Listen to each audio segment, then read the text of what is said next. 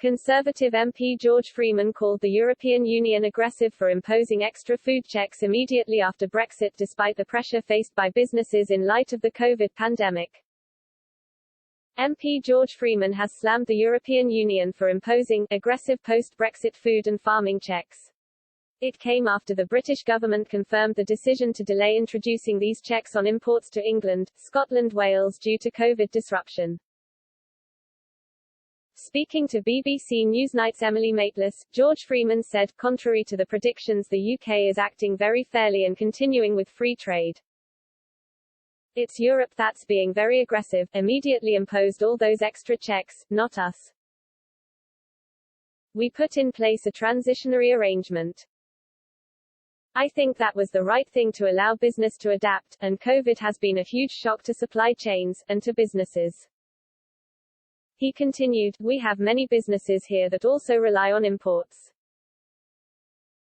Ms. Maitlis then asked, so you actually didn't think the EU would impose any checks after we left the EU? Mr. Freeman said, no, I didn't say that. I just point out that, and I think this links to the point in Northern Ireland where Lord Frost has rightly, I think, just warned the EU very clearly that this requires good faith. The UK is set to delay introducing post-Brexit checks as a result of pressure on global supply chains and coronavirus. The decision comes amid shortages of certain products in supermarkets. The EU has implemented full checks on UK goods since the start of this year. The measure was due to come into force in full after the post-Brexit transition ended in January. But they were delayed, and now these checks will be introduced in January and July next year. These include physical checks on food and other animal-related products.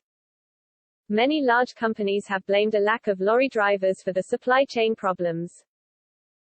M&S chairman Archie Norman predicted a bumpy ride for retailers in the run-up to Christmas.